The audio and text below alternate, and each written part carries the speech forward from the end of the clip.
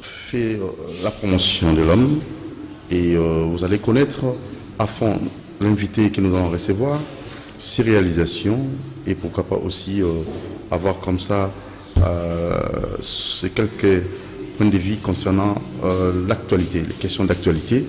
Et nous allons croire que vous serez vraiment très nombreux et surtout à nous suivre et à connaître aussi notre invité de ce soir.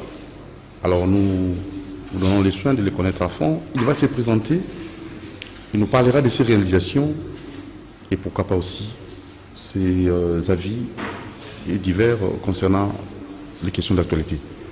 Bonsoir, très cher invité. Bonsoir, monsieur Dodo. Vous allez bien? Très bien. Voilà, alors la toute première rubrique, c'est d'abord votre présentation et votre CV en bonne et due forme. Qui est monsieur Jean Calvin? Monsieur Jean Calvin, c'est Jean Calvin Minga, c'est un jeune député. Un jeune député. Un jeune député provincial élu du territoire de Mouéka. Jean Calvin Minga a été élu député provincial à l'âge de 38 ans. Et avant qu'il soit dans ça, il est l'un des initiateurs d'une association socio-culturelle qui a milité pour le développement du territoire de Mouéka. Comme vous le savez, nos territoires beaucoup reculés, les politiciens y interviennent difficilement, le gouvernement intervient difficilement. Nous avons initié beaucoup d'actions. J'ai été initiateur d'un projet noble où nous avons eu à contacter, à associer certaines étoiles du territoire de Mouéka. Aujourd'hui, l'association a eu à produire pas moins de 5 ponts. 5 ponts dans le territoire de Mouéka, dans l'espace de 2015-2016. C'est dans l'histoire de ce pays, parce que nulle part, vous allez me dire, un politicien a eu à réaliser ces scores-là de 5 ponts. Et d'ailleurs, c'est parce que nous avons travaillé dans un contexte très difficile. Les politiciens qui étaient déjà bien installés ou qui se sont imposés ne voulaient même pas qu'on pose ce genre d'action parce que nous avons connu beaucoup de problèmes. Nous avons subi l'intolérance politique. On a incendié des motos, on a incendié beaucoup de nos biens destinés ou affectés aux travaux des ponts. Il y a eu les tôles que j'ai amenées, qui étaient un don d'un des fils de Mouéka, l'honorable Mbengele, qui ont été bloqués par l'administration du territoire de Mouéka, parce qu'on ne pouvait pas faire ces dons-là à la population de Mbelo et de Pombo, où il n'y a pas des écoles en tôle. L'honorable Mbengele, à l'époque de GDFPI, nous a aidés, nous a produit pas moins de 2000 tonnes, qui ont été bloqués par les politiciens qui ont donné des mots d'ordre.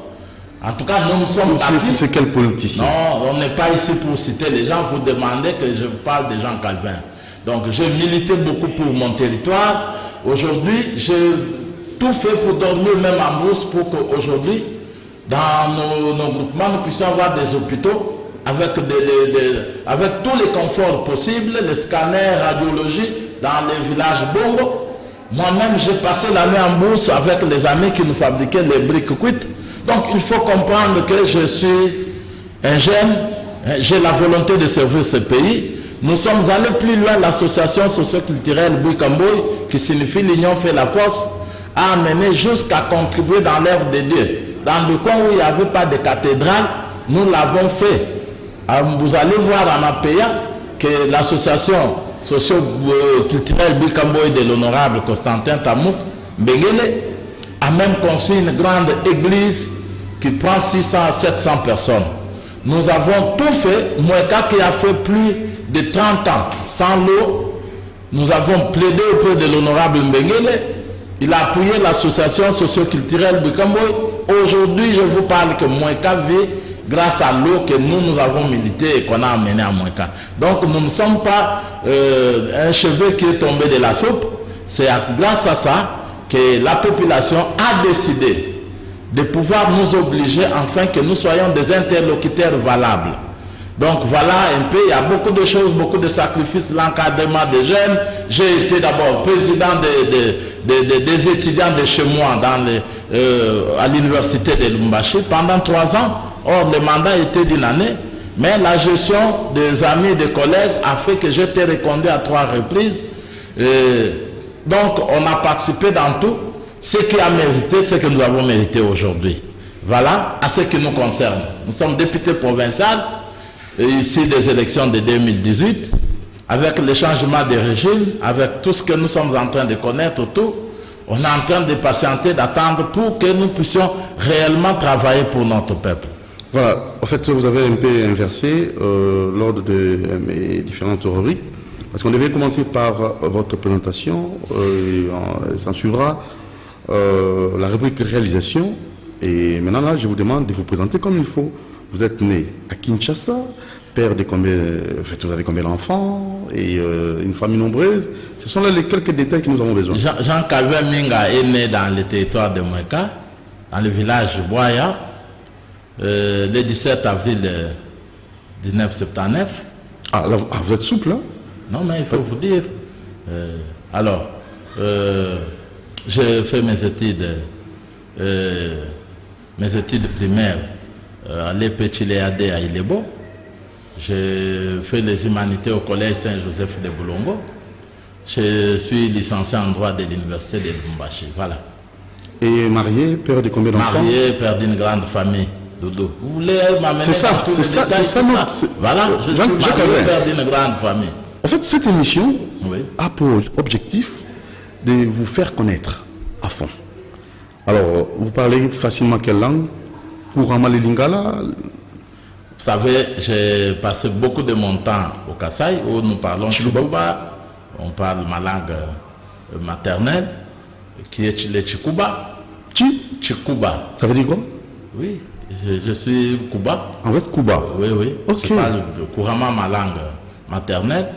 Et voilà, je parle français, je parle swahili, parce que j'ai passé beaucoup de mon temps au Katanga. Même maintenant, toute ma famille est basée au Katanga. Ce qui fait que j'ai beaucoup de difficultés de parler lingala. Mais nous sommes en train de forcer parce que nous sommes congolais, c'est une langue nationale. On bricole. Ok. Alors, l'événement le plus, en fait, qui vous a marqué dans les bons sens et l'événement malheureux, oui, oui. Vous pouvez nous le donner, en fait, nous le dire calmement.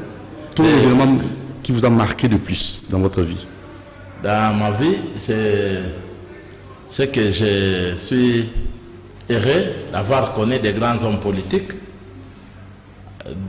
quand j'étais sur les campus, parce que j'ai été coopté par certains politiciens depuis que je suis encore étudiant.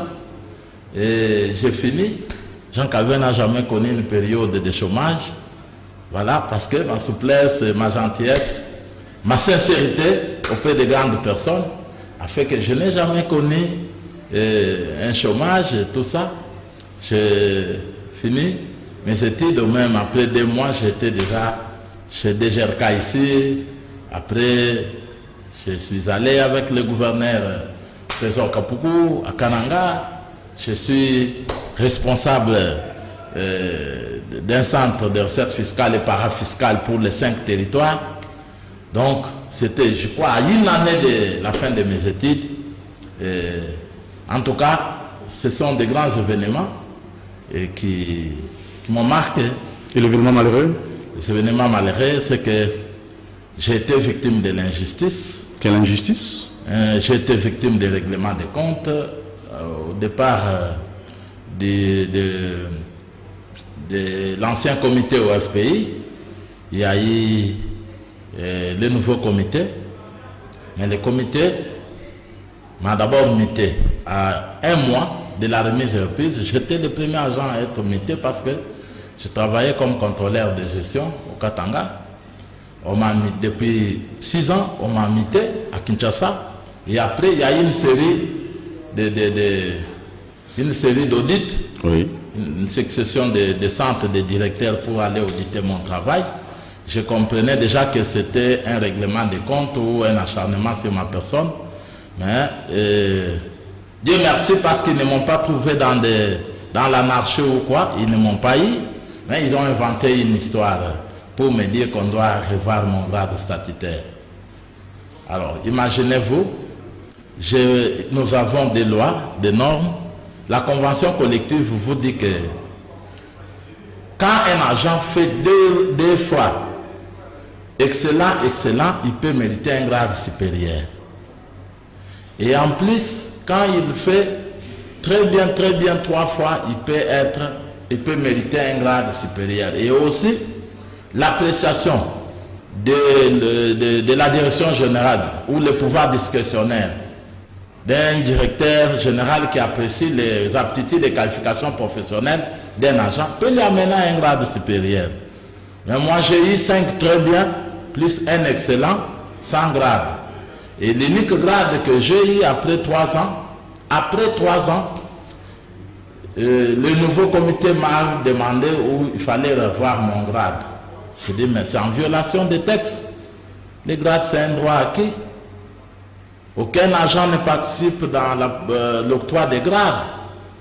Et en plus, il y a les lois qui disent que dans les commissionnements, dépasser 6 mois, l'agent est totalement confirmé dans son grade. C'est loi. Je ne sais pas, aujourd'hui quand on se bat pour des lois, les lois qu'on n'applique même pas. Parce que il fallait qu'on commence par appliquer les lois que nous avons. Doudou, je vous dis que c'est un événement malheureux pour moi. Parce que le fait que je puisse introduire mon recours, j'ai écrit au président du conseil d'administration, j'ai montré mon cursus, j'ai montré mon expérience professionnelle et j'ai montré ce que j'ai réalisé parce que je ne m'invente pas, j'ai toujours signé que j'ai travaillé comme contrôleur de gestion, j'ai fait des missions de contrôle. Ce qui fait la force d'un contrôleur, c'est quand il arrive à découvrir des taxes éludées et que ces taxes-là sont payées. C'était une grande rubrique qui faisait que les sociales des agents du FPI, les prêts et tout, étaient réguliers parce qu'il y avait des rubriques, il y avait des gens compétents. Or, vous le savez, quand vous allez dans des grandes entreprises, vous trouvez des comptables, des conseillers juridiques, ce n'est pas facile de dénicher s'il y a eu des taxes éludées. Et vous imposez des pénalités pour que l'argent entre. Mais nous, on faisait entrer, la dernière mission, on a fait entrer pas moins de 300 millions de francs, l'équivalent presque de 200, parce que le dollar était à 93, l'équivalent de 300 000 $ dans une mission de contrôle de la taxe. Alors, vous comprenez que depuis que nous sommes partis, nous avons des collègues qui sont là, on dit que la rubrique est totalement oubliée. Personne n'y arrive. Alors, vous comprenez que le fait que, parce qu'on a introduit les recours, nous sommes victimes, pourquoi il a introduit les recours, c'est un motif, c'est une faute administrative, il faut les révoquer. Nous avons l'inspection, les syndicats qui se déplorent, qui écrivent au DG, ils ne répondent pas. Nous allons à l'inspection du travail, on dit ça ne peut pas se faire, il faut les réhabiliter. Le DG vous dit ce n'est pas une affaire administrative, c'est politique. Qu'est-ce que ça a à voir de la politique? Voilà, nous saisissons les ministres du Travail, ils leur confient les dossiers aux conseillers. Les conseillers vous disent que ça ne peut pas se faire. Là, vous me poussez à d'ouvrir comme ça une parenthèse qu'on va référer rapidement. Non, je vous rappelle, c'est l'événement malheureux dans ma vie. Les entités publiques, est-ce qu'on doit confier ça aux politiciens? Bon, mon frère Doudou, le pays est encore malade. C'est pourquoi je suis très content avec la prise de conscience de notre population quand on veut distraire le pays à travers des fausses lois, des lois impersonnelles. On y reviendra. Parce que comment voulez-vous aujourd'hui que nous avons des lois qu'on n'applique pas? Je commence par vous dire que les instructions que nous avons n'y sont pas pour rien. L'inspection générale du travail, c'est un organe du pays, un organe technique. Même le chef de l'État ne peut pas se mettre à la place de l'inspection. Même le Premier ministre. Mais vous avez l'inspection générale du travail qui dit cette décision ne passe pas, on a violé la législation. Le DG vous dit je n'accepte pas. Donc vous avez des DG trop puissants. Une décision depuis 2019 qui annule les décisions anarchiques et illégales du DG Kitebi. Mais le DG vous dit que je n'accepte pas, envoyez-les en justice. Pourquoi? Parce que les gens connaissent ce qui s'est passé en justice. En justice, il suffit que vous soyez plus fort. Parce que les DG manipulent l'argent de l'entreprise. Surtout que nous avons des DG où ils n'ont pas la conscience de voir l'intérêt de l'entreprise. Même si l'argent sortait, ce n'est pas son problème. L'essentiel, il a des parapluies politiques. Vous connaissez le gouvernement avant Tchibala. Donc, le gouvernement avant Tchibala n'a pas aidé le pays, qui a beaucoup chanté macroéconomique, la stabilité, tout ça. C'est ce gouvernement qui a vraiment déstabilisé le pays en plaçant des DG tout puissants. Imaginez-vous, nous avons un ministère du travail, emploi et prévoyance sociale, qui dit net, ça ne peut pas passer, ça a violé la législation. Le ministre écrit au DG. Le DG dit, monsieur le ministre, on ne vous a pas bien expliqué la situation, envoyez-les. Mais le ministre qui a tout un organe technique de l'inspection générale, où on a invité les pays. Jusque là, vous n'avez pas répondu à ma question. Oui. Non, c'est pour vous dire que jusque-là, le pays est malade dans le sens que les entreprises publiques sont gérées par les politiciens. La preuve, c'est que nous avons il y a eu une motion, une question orale avec débat, que l'honorable Simon Molambamputo a déposé le 5 mai au bureau de l'Assemblée nationale, adressé au DG du FPI, pour le marché gré à gré. Parce que vous avez lu comme moi les rapports de l'ODEP. L'ODEP accuse l'FPI, dans le programme de 100 jours, ils se sont aussi enrichis. Dans le sens que le marché a été confié à une entreprise qui appartient à un des mandataires des FPI. Alors, l'état de droit ne peut pas parler seulement des caméras. Aujourd'hui, on veut connaître ça. Nous avons la loi de réduction des comptes de 2015 ou 2016. Dans ce pays, il y a eu la construction des écoles. Vous avez appris l'histoire de 1000 écoles, mais bien que c'était aussi une aventure, on n'a pas atteint 1000 écoles, tout ça. Mais avec 100 000 $, moi, chez moi, dans mon village, on a eu une école. Mais je me demande comment, pour la réhabilitation ici de Mokengeli, 2 600 000. 2 600 000. L'ODEP a déploré. Nous apprenons qu'il y a des suivis au niveau de la justice, il y a des enquêtes, mais on ne sait pas interpeller le DG du FPI. Donc vous comprenez, il y a des gens qui sont protégés parce qu'ils ont des ramifications politiques. Au niveau, la question est déposée au bureau jusqu'aujourd'hui. Le bureau qui se passe des donneurs de leçons vous dit que les dossiers, les députés ont marché. Après, on commence à murmurer, si on fait ça, c'est l'FCC qui sera perdant, si on arrivait à contrôler. Parce que les DG là, vous savez, ils sont pour mission depuis le temps de MP, majorité présidentielle. Ils prennent de l'argent chaque week-end ici. C'est ce qui fait fonctionner le PPRD, c'est ce qui fait fonctionner le FCC. Conséquence, la question est bloquée parce que l'FPI vous produit pas moins de 10 à 11 millions chaque mois de dollars. Alors, 10 à 11 millions. Mais nous sommes devant une réalité telle que il y a bientôt 3 ans que le comité en place, donc l'équivalent de 360 millions. Nous n'avons pas une réalisation palpable dans ce pays. Et quand il y a un petit problème, Mouima est condamné pour juste 1 300 000 quelque chose. Donc, ce sont des choses où, quand il faut dire que la politique est en train encore de dominer sur l'administration des entreprises publiques. Merci beaucoup. Ça, c'est clair. Ce n'est pas vraiment... C'est pas à cacher. Caché, comme vous l'avez bel et bien dit. Revenons à votre présentation. Oui. Votre plat préféré? Le plat préféré de l'honorable Jean-Calvin Minga. Comme tout villageois, vous savez que j'aime les foufous. Hein? Foufou. J'aime les foufous. Accompagné de... Ça, même chez moi, on connaît. Hein? Avec quoi? Le foufou seulement? Bon, j'aime les foufous avec les poissons, j'aime les bio. C'est comme ça que chaque fois, je suis dans les débons là, aller chercher les poissons, aller chercher des crevettes, mbissamaï. Aller chercher des crevettes. Donc, je suis dans ça. Malheureusement, je n'ai jamais été fan des histoires congelées, des tonsons, des poulets, non. Le politicien, en fait, le président africain qui vous a plus marqué, vous pouvez également citer son nom, le président africain qui vous a plus marqué par sa gestion, un président africain? Bien. L'actuel président de l'Angola, c'est celui à qui je suivais de plus près, parce que j'avais déjà envie de la politique. Alors, l'actuel président de l'Angola m'a beaucoup marqué par le courage d'aller jusqu'à sanctionner la famille de son prédécesseur.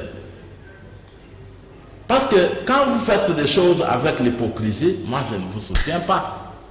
J'aime quelqu'un qui a le courage de pouvoir prendre des décisions responsables au nom de la dignité de la nation. Le comportement, vous savez, l'Angola aujourd'hui, c'est un petit pays, mais nous ne pouvons pas faire face. Parce que l'Angola a la chance d'avoir des dirigeants courageux, capables de prendre des décisions courageuses, parce que ce qui ne peut pas arriver chez nous ici. Vous savez, vous-même vu. Aujourd'hui, on peut vous dire, non, le président Félix a laissé la justice se faire sur son directeur de cabinet. C'est bien, mais il fallait que ça puisse être général. Quand on se limite seulement à lui et à l'action qui... je crains fort, que certains Congolais disent que, voilà, c'est parce qu'ils ont un accord pour 2023, que les gens disent c'est une façon de l'effacer, qu'on ne donne pas occasion à tout ça. Et vous le pensez que lui-même, mais comment vous êtes, nous sommes dans la politique de 2 poids 2 mesures. 2 poids 2 mesures dans le sens que vous dites que vous ne voulez pas freiner. Alors, quand vous ne voulez pas freiner dans le passé, c'est déjà un danger. Parce que tout le monde qui a volé, qui a détourné l'argent ici dans l'impunité, qu'il a succédé, il doit être libre. Et conséquence, or, tout ce qu'ils ont fait ont de l'impact dans la vie actuelle. Nous sommes devant le Covid. Doudou, nous sommes en difficulté de vivre. Nous sommes en difficulté de confiner la ville de Kinshasa. Dans le sens que le peuple va vivre comment? Et les peuples sont en train de mourir comme des mouches. Allez, hier on m'a appelé un deuil de chez nous, mais on ne sait pas où mettre ça. Dans tout le monde, c'est presque plein. Donc vous comprenez que ça, bien que ça se fait, on ne sait pas exposer pour qu'on comprenne. Mais il y a des morts terribles. Il y en a qui meurent parce qu'ils n'ont pas de moyens pour aller se faire soigner. Il y en a qui meurent parce qu'ils sont affamés. Or, nous avons passé tout un état de chantage, de macroéconomique, la bonne gouvernance. Plus de 200 millions pour la ferme agro-pastorale Bukangalonzo. Ça a chanté presque tous les médias ici. Mais Doudou, nous sommes avec vous à Kinshasa. Dis-moi là où il y a même, on voit même un seul sac de maïs. Oh, ça vient de Bukangalonzo pour combattre la famine. Nous venons d'un régime où les entreprises publiques ne font pas ce qu'ils devaient faire. Je prends, vous l'avez vu avec moi, CNSS Madame Mwadi Agnès, qui passe avec les 1 million de dollars pour contribuer dans la lutte contre la pandémie de Covid-19. Nous disons merci, mais nous voulons savoir où est-ce qu'elle a eu cet argent. Parce que quand nous parlons de détournement, c'est quand vous déviez la destination du fonds. Le fonds est là pour payer les conséquences sociales des retraités. Je sais que c'est l'argent de contribution qui est donné au CNSS. Il y a des gens qui ne sont même pas payés. Pour se faire payer, il faut marcher. Alors que c'est l'argent de quelqu'un qu'on est en train de récupérer à la source. Aujourd'hui, cette dame se permet pour faire sa publicité politique qu'elle a donné les 1 million. Donc cela veut dire, M. Doudou, comme elle a donné les 1 million là-bas, c'est comme elle peut s'acheter des maisons. Parce qu'elle devient des destinations de fonds comme elle veut. Vous allez au FPI. L'FPI qu'on a donné la mission de pouvoir créer l'économie nationale. On crée une taxe pour ça. Mais aujourd'hui, l'argent est partagé entre les amis. Comment? Quand un ami, on donne le crédit de 200 000 $ à Bichoka, c'est une subvention pour la formation de ces hôtesses de l'hôtel. Doudou, allez-y comprendre. Comment aussi 200 000 $ au CCTV pour la formation de ces journalistes et travailleurs. Or, imaginez si on prenait les 200 000 $ là, qu'on finançait une industrie à Kananga, ici, à Moujimaï. On allait, non seulement on doit rembourser avec de petits intérêts pour le fonctionnement des FPI, mais aussi on va créer l'emploi. On va lutter contre la dépendance extérieure. Aujourd'hui, on vous fait des champs en Moujimaï, et là-bas on est en train de produire, de transformer ça en farine sur place. Combien de gens on va engager? Combien de Congolais vont avoir du travail?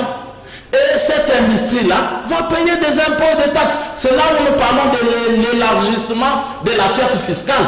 L'économie est créée sur place et les produits coûtent moins cher, les Congolais bénéficient. Mais vous coupez l'argent des Congolais. Vous récupérez cet argent, vous donnez une subvention au lycée Chébiekoua. Si c'est Chébiekoua, ou Abandon. Vous donnez des subventions de 100 jours, on va nous faire on va faire des puits d'eau à Kikwit. Sur 49 puits, vous n'avez qu'un seul puits. Vous allez à Kananga, sur 47 puits, il y a 3 puits. Et les 3 puits là, de l'eau sale. Le gouverneur écrit ça officiellement.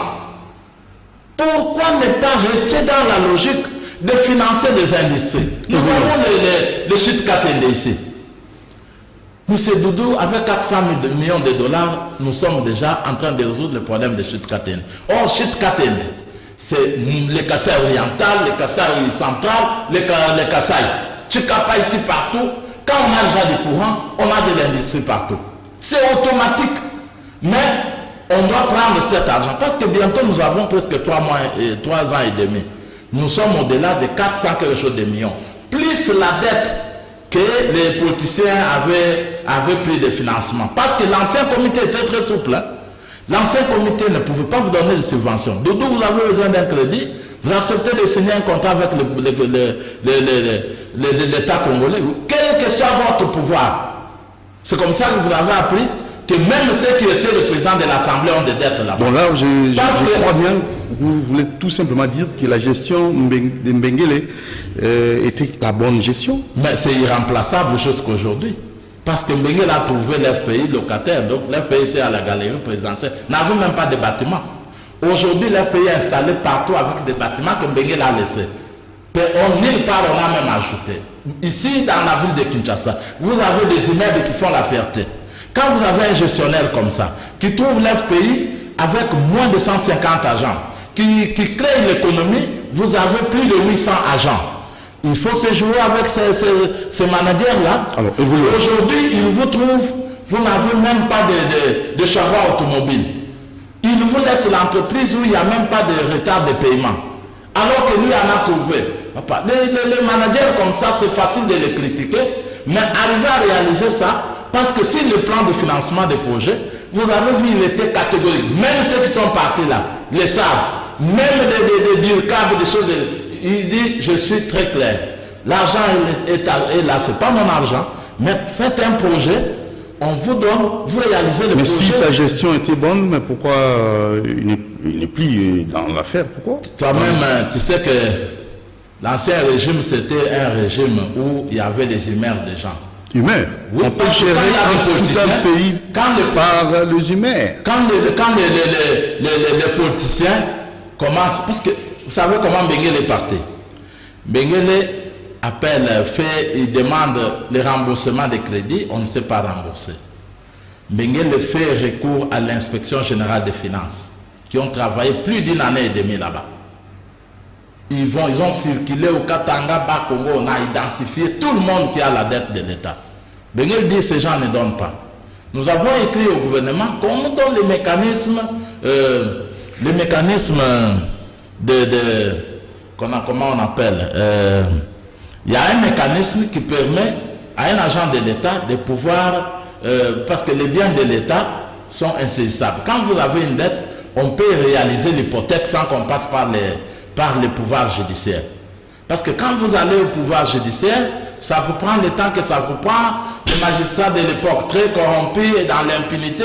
Alors, dit non, on fait venir l'inspection générale des finances.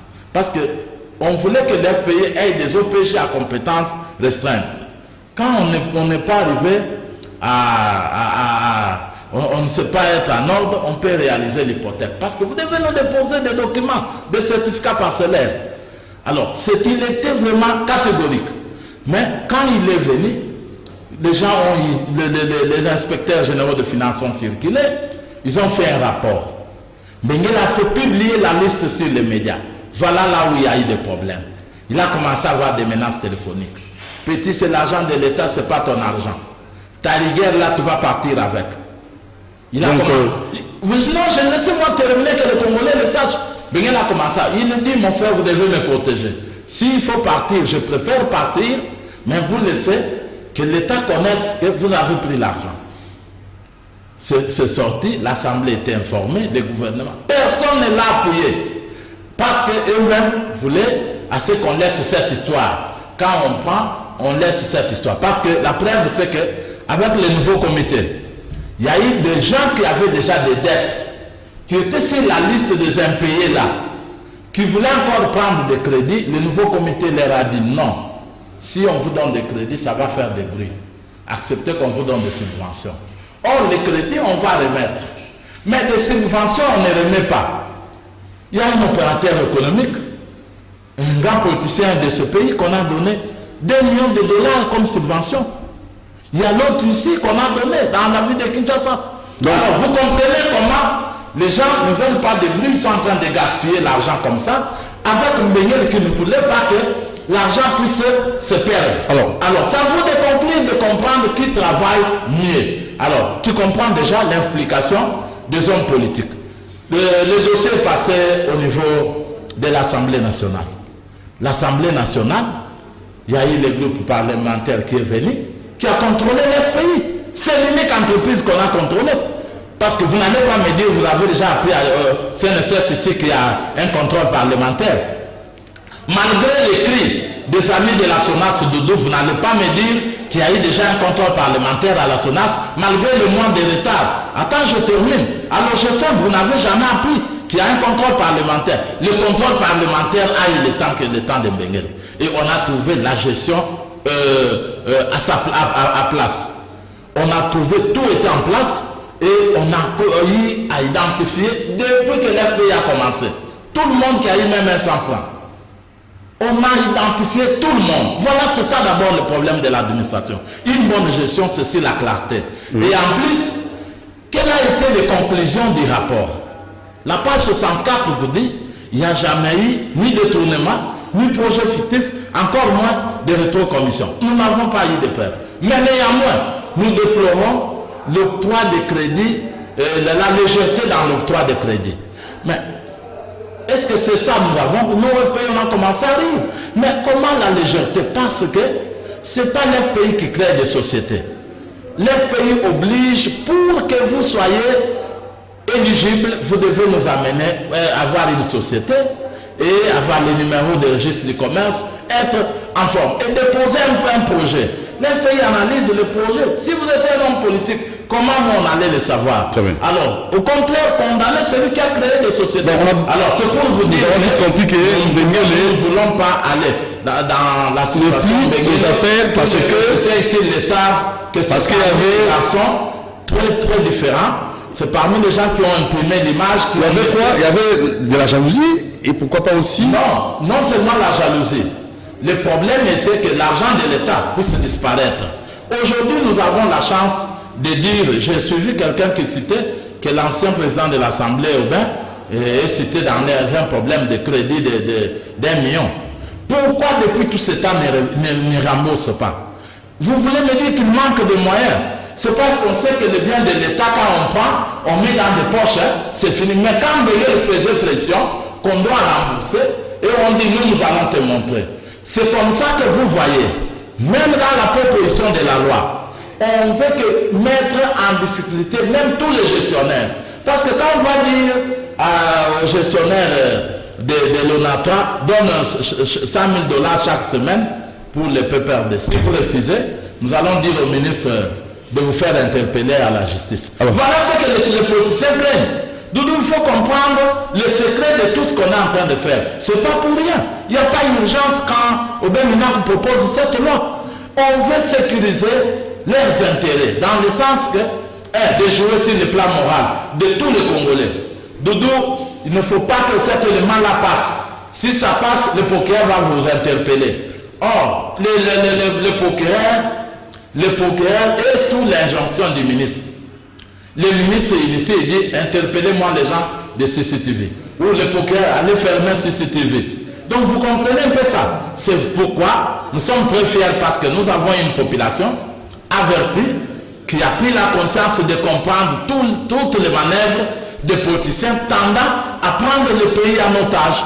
Donc le problème des FPI, je vous rassure que Benguel a fait l'histoire et nous sommes fiers de ça. Nous marchons tête haute. Ceux qui nous ont remplacés, ils ont fait trop de bruit. Nous, on pensait qu'ils vont nous montrer. Même nous passons, on commence à vous dire, la guérite des policiers, 100 000 $.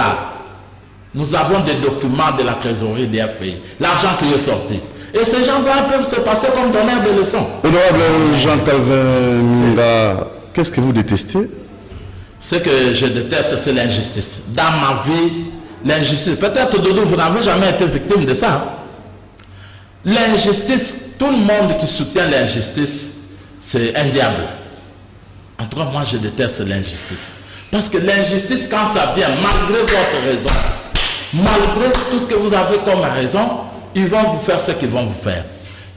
Vous voyez aujourd'hui, tout ce que la population craint, c'est de tomber dans l'injustice. Nous voulons que nous ayons une justice équitable, une justice juste et pour tous. C'est ce que nous voulons. Nous ramener à ce que vous puissiez prendre le pays en otage, commencer à intimider les gens comme ils le faisaient. Franchement, d'abord, personne. Hein? Quand ils vont forcer les choses, nous sommes des députés, nous avons nos bases, ils vont nous voir tous sur la rue. Ils vont nous voir tous parce que l'injustice, personne alors personne. Vous allez voir toutes les mamans marcher, tout le monde, même les journalistes, hein? Parce que à dire que non, je vais laisser ça ne me concerne, mais peut-être vous risquez d'être la première victime. Allez, très bien. La troisième rubrique, place aux questions d'actualité. J'aimerais avoir de votre part, vous pouvez quand même énumérer, en fait, nous dire clairement à qui incombe la responsabilité des dégâts enregistrés lors de la manifestation et quelques pistes de solutions. Monsieur Doudou,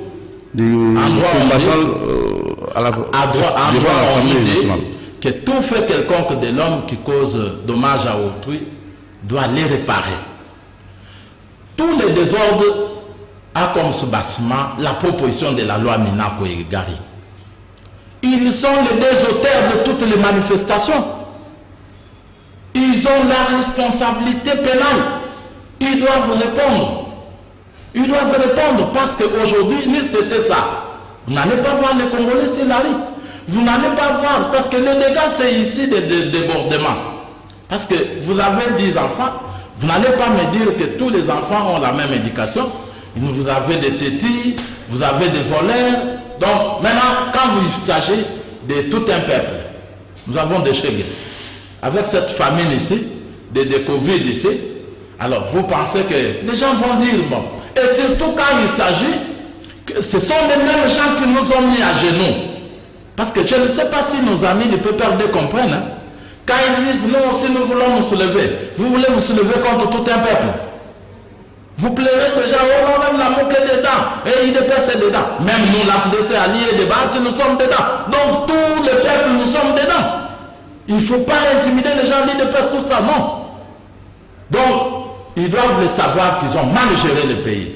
Vous avez vous-même, quand Mobutu est parti, tous les dignitaires de Mobutu ont fui le pays eux-mêmes.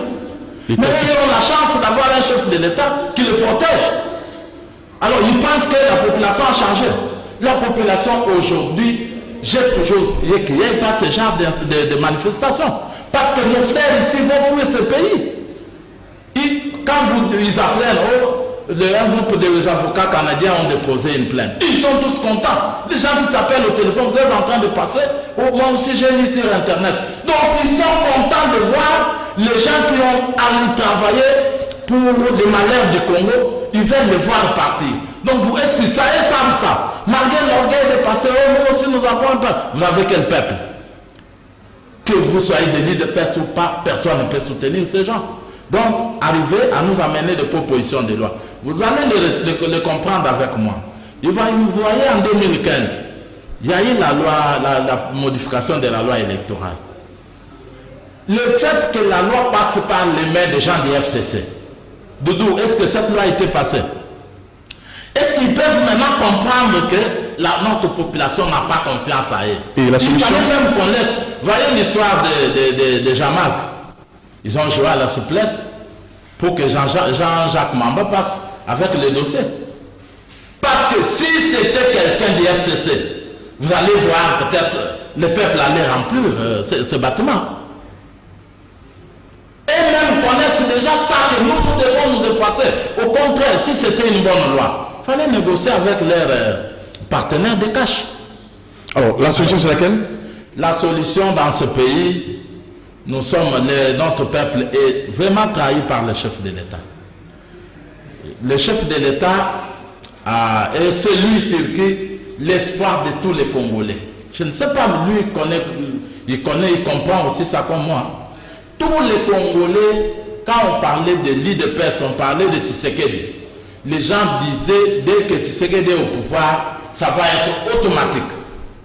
C'est vrai que ce n'est pas par un bâton magique.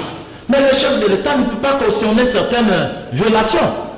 Nous avons la Constitution qui a tout défini. Je me demande par quel canal le chef de l'État a nommé M. Ilunga comme Premier ministre. Mais ils ont la coalition, FCC. Quelle coalition? Et Chadari réclame... Là où mes frères du FCC se trompent, et ils le savent. Et parce que tout le monde ici ne lit pas, parce qu'ils ont des professeurs bidons corrompus derrière eux. Non.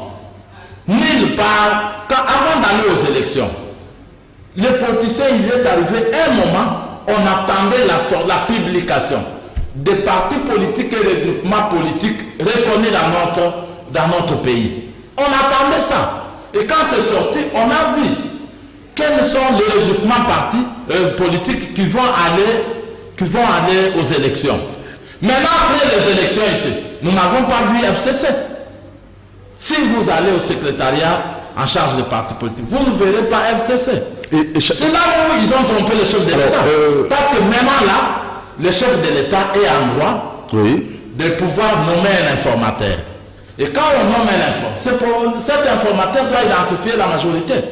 Et la majorité des trois regroupements peuvent vous dire, bon, voilà, nous on va soutenir ici. Et si vous voyez aujourd'hui, l'affaire AFDCA, débat du Kwebo, c'est déjà un bon départ pour les Congolais. Ils attendent voir clair dans ça. Parce que l'FCC, c'est une alliance politique. Ça se forme, ça se déforme. Là, même les politiciens le savent. Félix Tshisekedi était avec les amis du rassemblement. Félix Tshisekedi était à Genève. Quand Félix a refusé, il y a les documents qui circulent sur le net où Vital avait même signé. C'est une alliance politique. Et ça se forme, ça se déforme. Quand ils ont quitté, il y a eu des sanctions. Quelles sont? Il n'y en a pas. Alors, même ici, mais à qui profitera cette cohabitation? À qui profitera cette cohabitation? La cohabitation, d'abord, mais si je regrette que ces mots proviennent des gens du PPRD. Où ils pensent que Félix ne connaît pas qu'il a commis l'erreur de nommer le Premier ministre sans qu'on nomme un informateur. Parce que quand on va nommer un informateur, le PPRD n'a pas la majorité. Les AAP, tout ça n'a pas la majorité. Conséquence, ils vont s'arranger. D'abord, les élections de 2018 ont donné une occasion à Fachi de bien diriger le pays. Parce que là, il fallait un gouvernement d'union nationale. Il fallait un gouvernement. Aucun regroupement, aucun parti politique n'a eu la majorité. C'était le chef. Donc, pour ceux qui connaissent bien les droits constitutionnels. Et pour conclure déjà, oui, je suis arrivé au terme. Je veux vous dire que le fait qu'il n'y a aucun parti ou regroupement politique n'a atteint la majorité absolue, c'est en faveur du chef de l'État. Et quand le chef de l'État nomme un informateur, l'informateur va négocier pour constituer la majorité qui accepte d'aller de ce côté. Mais dans la dictature du FCC, il ne veut pas cette histoire. Or, c'est la violation de la loi. Alors, ils ne peuvent pas parler de la cohabitation parce qu'ils sont perdants. Merci Ils peuvent beaucoup. perdre. On va les consulter, donner aussi 3 candidats ministres, comme tout le monde. On peut donner aussi des candidats, AFDC alliés, IDPS, tout le monde. Voilà. Tout est en faveur du chef de l'État. Le chef de l'État, quelqu'un m'a dit non, c'est parce qu'il est non conflictuel. Il voulait qu'on mette les gens à l'aise, tout ça. Il connaît bien notre population. Mais j'ai dit à mon ami là, est-ce qu'ils savent ça? Et le soir, quand je suivais, oh non, nous voulons la cohabitation, une aventure de coalition qui vous protège. Depuis quand un pays peut être dirigé si on a une coalition? Merci beaucoup, honorable Jean Calvin. Minga, nous sommes arrivés au Coalition, terme. c'est quand il y a eu la majorité, l'État de Lumumba. Lumumba avait la majorité. Mais ils n'ont pas cette majorité. Merci beaucoup. Merci, M. Dodo. À la prochaine occasion. À la prochaine. Merci. C'est moi qui vous remercie. Allez, nous tenons à vous remercier, vous qui nous avez suivis. Vraiment, vous nous avez supportés pendant plus de 30 minutes. Et j'ose croire que prochainement, vous allez avoir un autre invité, un autre grand qu'on va recevoir. La rediffusion de samedi à 9h10. Pour l'instant, nous vous disons merci à la réalisation de Moro Djambé et coordination Alain Kabongo, programmation de Makonda, exploitation Bruno Nzinga. Portez-vous bien, à la prochaine occasion. Ciao.